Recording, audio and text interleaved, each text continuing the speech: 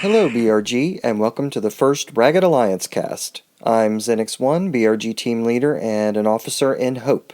I'll be recording content about every other week to highlight some of the fun and positive things our teammates are making happen in Boba's Ragged Guard.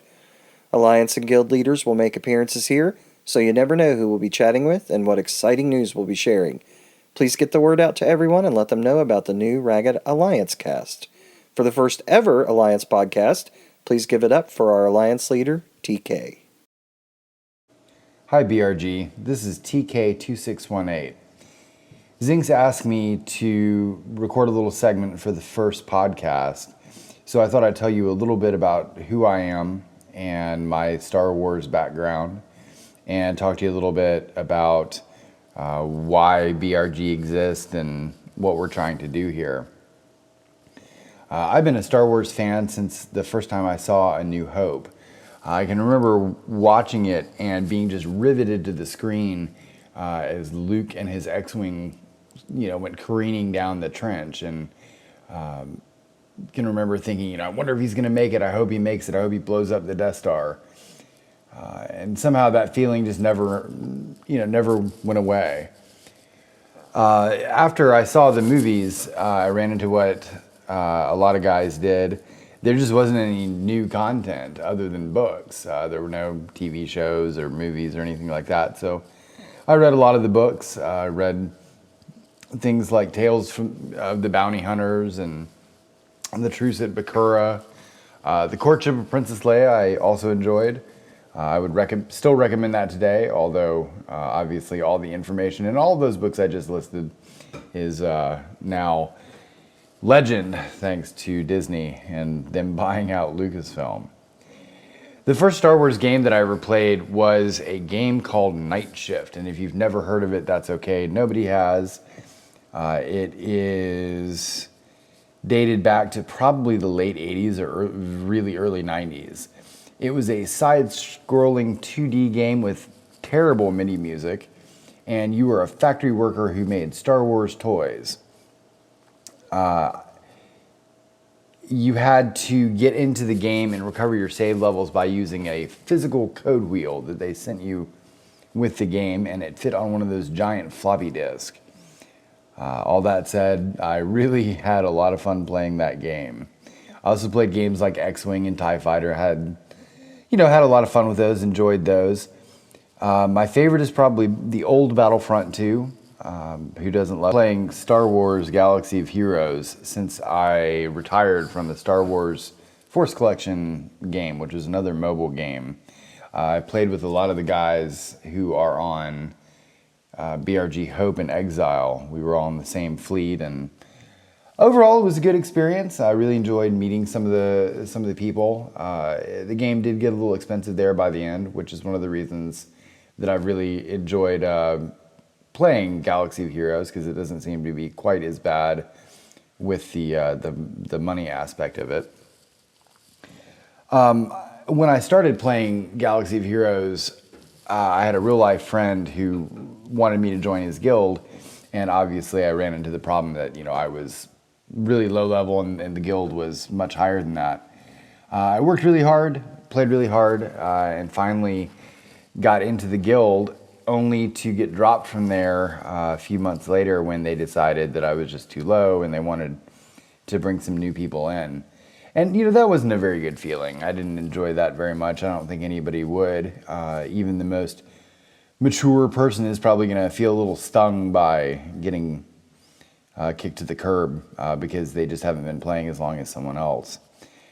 So when the opportunity to step into the BRG leadership role came along, what I wanted to do was make a group where things like that wouldn't happen, where players were treated respectfully, and where the individual guild got built up, and where you could have guilds that had people that stayed with them.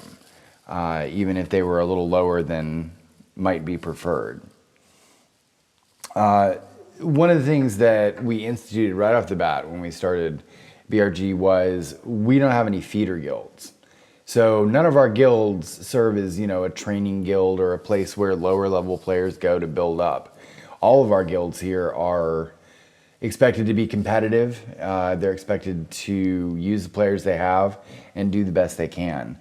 And, along with that, we stick with our core rules. We don't have situations come up here where exceptions are made. We ask everyone to sort of live by the same, the same group of rules. And I think that's important. You don't see that in every group, especially not in every gaming community, I'm sorry to say. We want our players here to enjoy spending time on our main Discord server and in their guild servers too. So we've put a lot of work into making that an attractive place to be.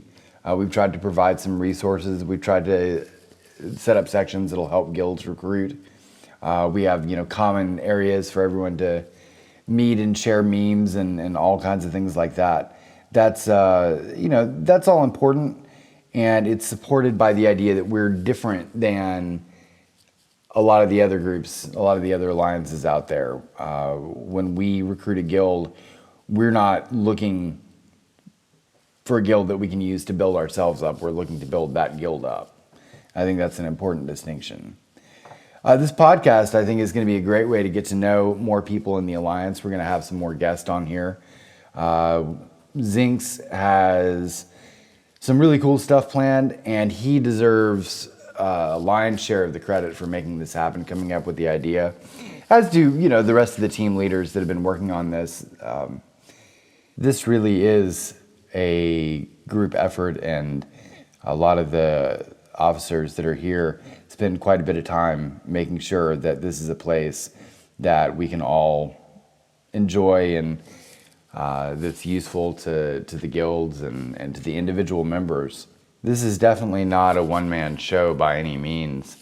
There are a lot of officers who work really hard to make sure that stuff gets done, and I'm very grateful for that, because there's no way that we would be at the point that we are at now with such a good reputation in the community and such a great track record for treating our members fairly and with respect, which is really the goal.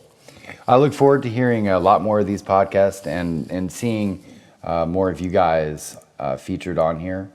Again, I think Zinx has some great ideas, and I think this is a fantastic step in our evolution as a gaming group and as an alliance.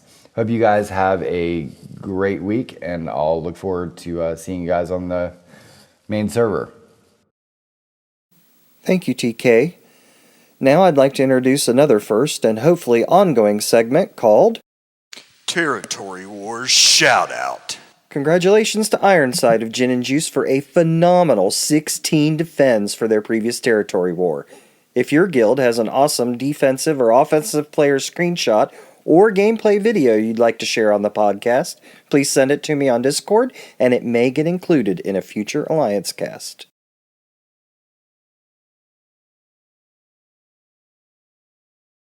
Please check out Hubris from Livin' La Vida Yoda on Twitch. You can also watch Hubie the Kid on YouTube or follow Hubris Plays on Twitter. Another ongoing segment for the Ragged Alliance cast will be promotions. Here we'll spotlight Guild and Alliance advancements. This week, congratulations goes to Boba from Gin and Juice for his promotion to Alliance Recruitment Officer.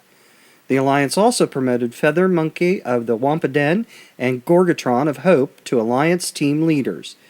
If your guild has promoted someone and you'd like them mentioned, please send me a direct message in Discord and I'll make sure they're listed here.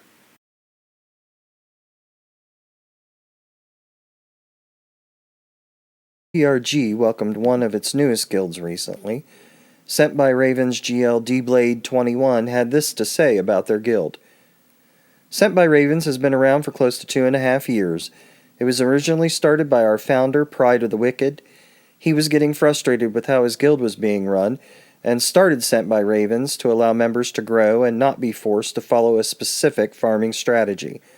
The name comes from a hard, progressive rock song. He was huge into music. We have been on the brink of collapse multiple times, when HAT started, when TB Hoth started, and when HSR started, almost destroying the guild each time. But like the phoenix, we continue to rise up from the ashes and grow. Most of us have been together for at least 1.5 years, and our core guild goes all the way back 2.5 years. SBR is definitely a family, and we joke like one. We all know which buttons to push and how far to push them. Between our taco memes, laughing at ourselves, sharing pet pictures, and even becoming Facebook friends, we have been through hell, and we can laugh. Once you've been part of SBR, you're part of SBR forever.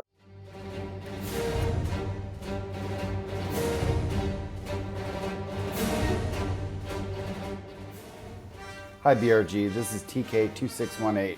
I've got a tutorial for you on how to beat the meta fleets. To start with, you need the Houndstooth, Biggs, and the Falcon, followed by Cassian's U-Wing and the Phantom, and then the Ghost. Remember that the U-Wing and the Phantom have to have maxed reinforcement abilities, and don't bring the U-Wing in if there's a breach on one of your ships. Use your special to clear it. Now, as you'll see here, I'm going to pick one of the meta fleets, and that's all that I'm seeing in my shard. Here I'm going to check the speed. Now I'm running a 5-star Falcon in this video, so I wanted to make sure that the speed of the home one was equal to or less than my own, and in this case it was. Now what you'll see here is that their opening move is going to be to use the Falcon special. Now since mine is 5 stars, I'm not fast enough to do that yet. So my first move is the home one special to try to get the target lock up on Biggs. Because I did that, they're not able to target my Falcon and take it out in one shot. That's pretty important. Now if you have a 6-star Falcon, you're fast enough and you don't need to do that extra step. Now I didn't get breached here. If I had, I would have used home one special this next time to clear the breach on whoever had it, usually Biggs. But since there is no breach, I can bring in Cassian. His upgraded reinforcement ability clears all the buffs. That means I target the Falcon. Once the Falcon is gone, most of the time you've won the battle. Every now and then, something will go wrong, but for the most part, you'll win. Keep clearing the breaches so you can target the ships besides Houndstooth, because aside from the taunt, it really doesn't do much. Now, at the time that I made this recording, most of my ships, aside from the starting 3, were pretty low level. My Phoenix squad is all gear 10, one is gear 9, one might be gear 11, but these are not, top of the line ships, and they do just fine because of all the assists that you get from the Falcon. Now, that said, you really don't want to ignore Houndstooth or Biggs. They really need to be strong to be able to do this. You can survive losing one at the beginning of a battle. You can't survive losing both, and if you have to lose one, it's better that it be Biggs. Houndstooth tends to have a lot more durability to it, obviously. And at this point in the battle, you can see it's pretty much over.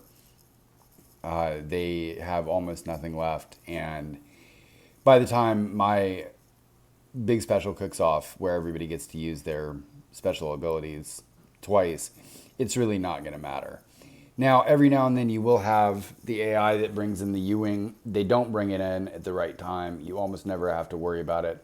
The biggest thing that you want to watch out for, especially the higher up in the ranks that you go, is making sure that you don't leave your Falcon without its special, allowing it to be targeted. But that's how it's done. This strategy, which originally came from Gru on the Direwolves, has moved me up to taking number 1 almost every day. So I hope some of you guys are able to use this. Thank you for watching the BRG Ragged Alliance cast. If you have suggestions for segments for the podcast or would like to contribute, please reach out to your guild officers or GL.